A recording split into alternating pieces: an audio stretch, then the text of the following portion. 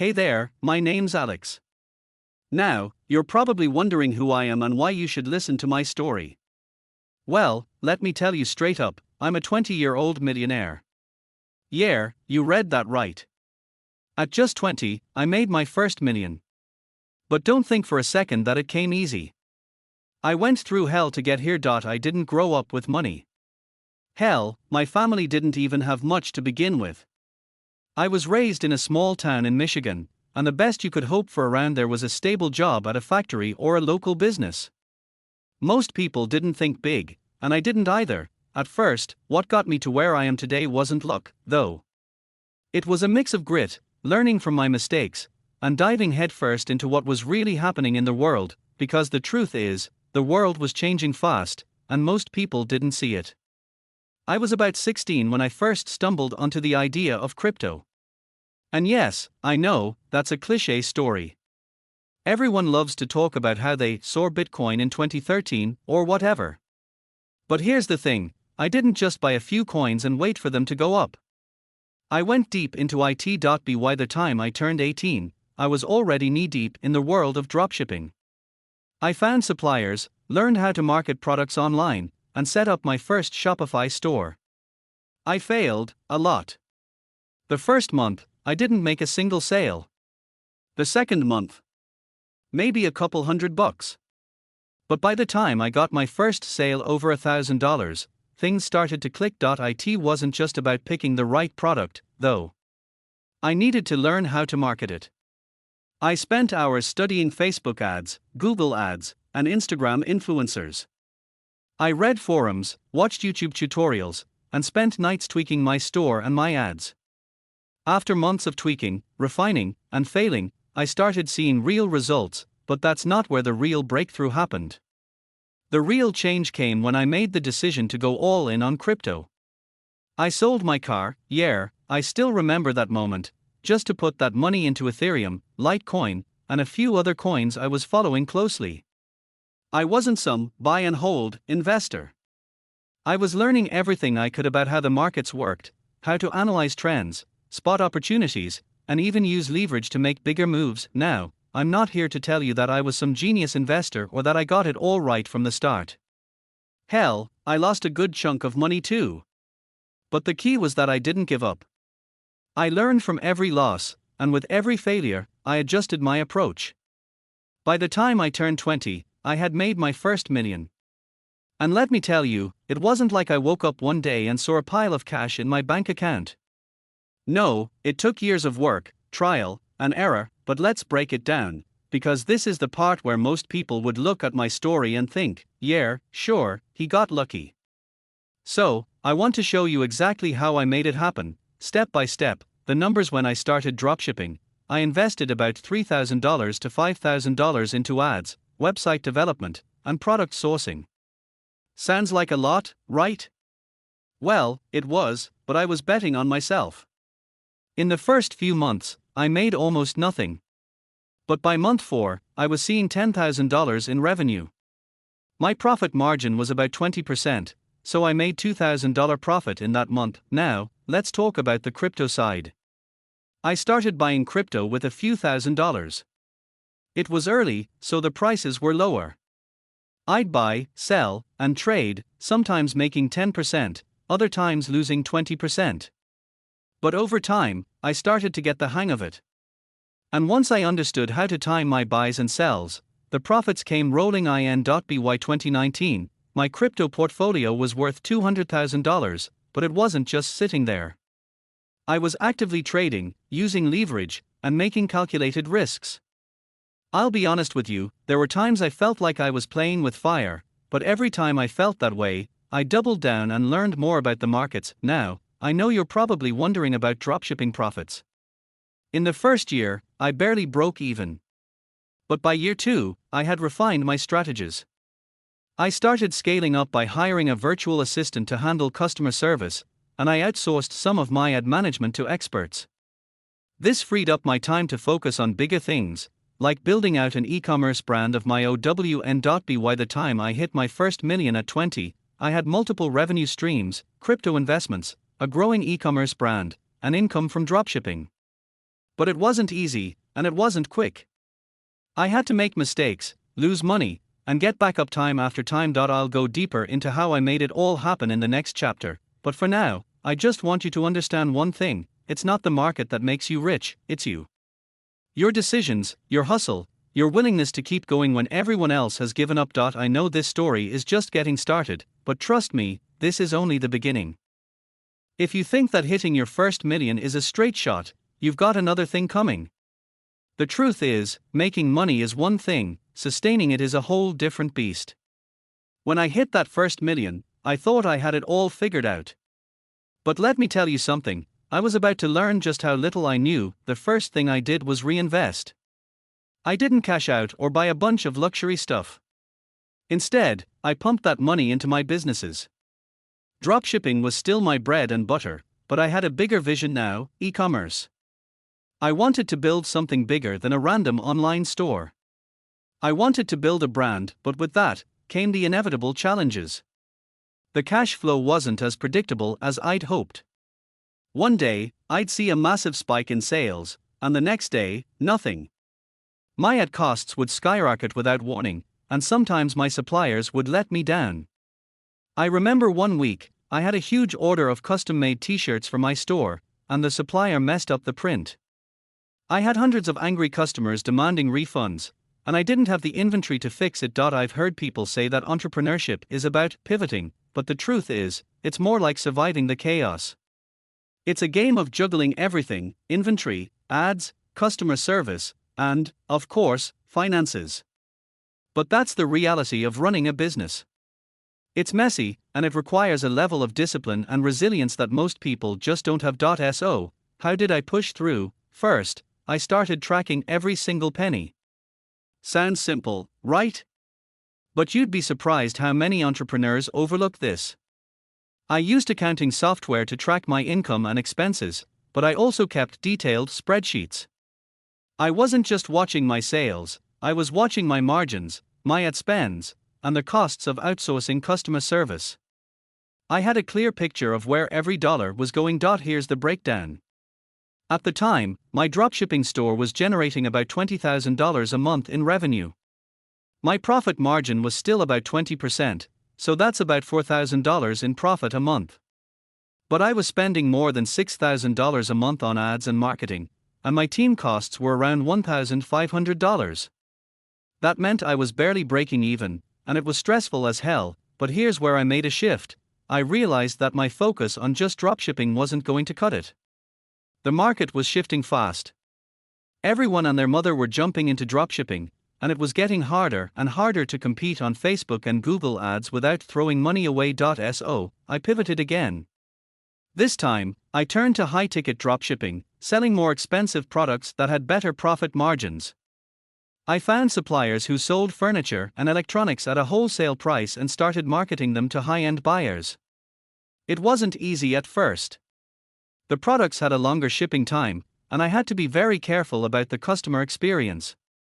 But the margins were much better. This was the real turning point. I started pulling in $50,000 a month in revenue. My profit margin on these high-ticket items was 30%, so that's around $15,000 in profit per month. That gave me breathing room to expand and reinvest in the business, but things weren't perfect, and I wasn't done yet. Remember, this isn't a story of pure success, it's a story of failure and comeback. The crypto market had been good to me, but it had also been brutal. I had made my first big gains by jumping in early, but I didn't always know when to pull out. I watched the price of Bitcoin swing wildly, and I held onto my positions for too long. By the time 2020 rolled around, I was sitting on a portfolio worth $500,000, more than half of my wealth was in crypto. Then the market crashed. I lost a good chunk of my crypto portfolio, but I didn't panic. Here's the thing about crypto: if you play it right, you can survive the crashes. I had learned to ride the waves. I started diversifying into other altcoins and decentralized finance (DeFi) projects. DeFi was just beginning to take off, and I saw an opportunity to make passive income by lending out my crypto and earning interest. It wasn't the big win I was hoping for, but it was steady growth. By mid-2020, my crypto portfolio had recovered, and I was up another $200,000. I knew that as long as I diversified and kept an eye on the market, I'd be able to weather the storms, but the real breakthrough came when I realized that crypto wasn't just a side hustle, it was the future. I started educating myself on blockchain technology, smart contracts, and NFTs. I got into the DeFi space big time, leveraging my portfolio to yield higher returns. I also started experimenting with crypto-based businesses, like creating and launching my own tokens. I'm not going to lie, it was risky, and there were a lot of sleepless nights. But with the right knowledge, I saw how big the potential was. By the end of 2020, I had a diversified portfolio that was generating passive income through staking, lending, and yield farming. My e-commerce business was doing solidly, pulling in about $100,000 a month in revenue. The high-ticket items were doing well, and I had successfully built a brand around my products, but I wasn't satisfied. I wanted to scale, and that's where things got tricky. I knew I had to expand beyond just crypto and dropshipping. So, I focused on growing my own brand. I started working with influencers, getting my products into more hands, and building a community around my brand. I also reinvested in my business infrastructure, setting up a warehouse and creating more robust customer service systems. This was when I knew I was on the right path. I was seeing the fruits of my labor, but it was still a long, grueling process. I was working 12 to 16-hour days, every single day. Some weeks, I barely had time to sleep, but by 2021, my net worth had shot up to $2.5 million, and I knew that the hardest part was over. I had weathered the storms, built multiple income streams, and finally hit a point where my businesses could run without me being glued to my computer screen all day. Now, I can sit back and enjoy the ride. But that doesn't mean the hustle ever stops. Once you've tasted success, you don't ever go back. You keep pushing forward. When you first make it big, when you cross that first million, you think it's all about the money.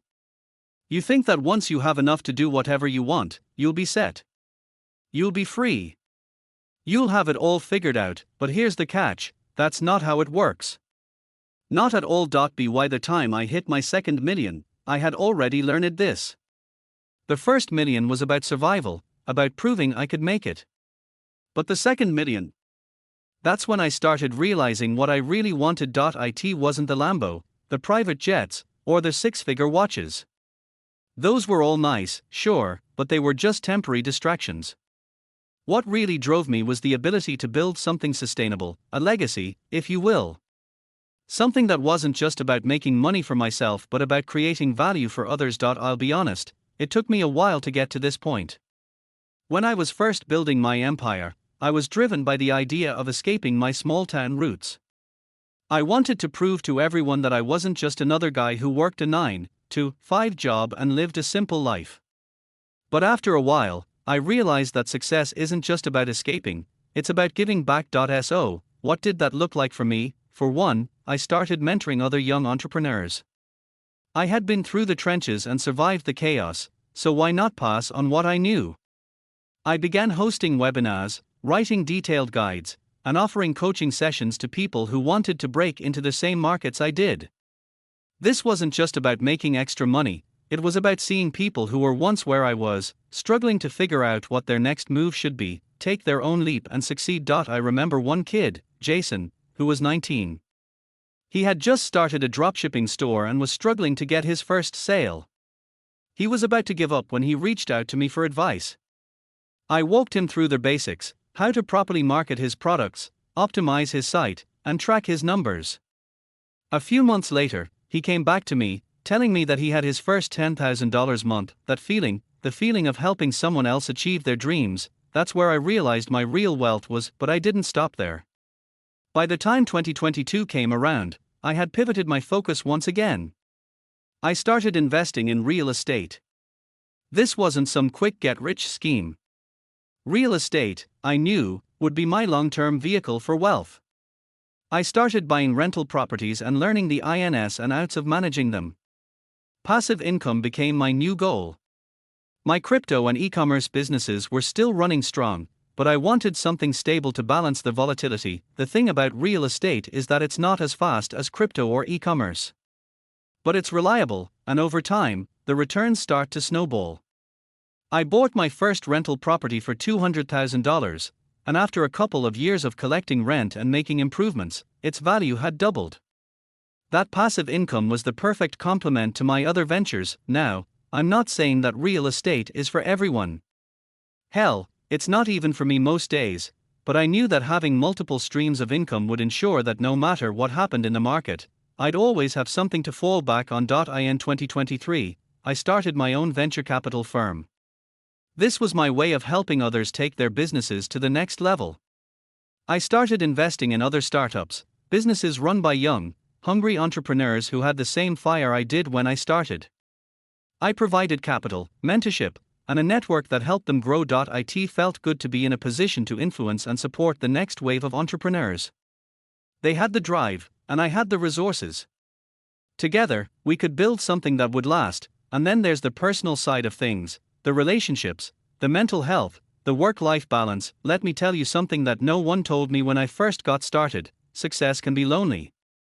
When you're grinding 12-hour days, constantly on your phone or laptop, it's easy to forget about the people who matter. You lose touch with friends. You neglect your family. Your relationships suffer. For a long time, I didn't care. But as I got older, I started to realize that while financial success was important, it wasn't everything. I needed balance.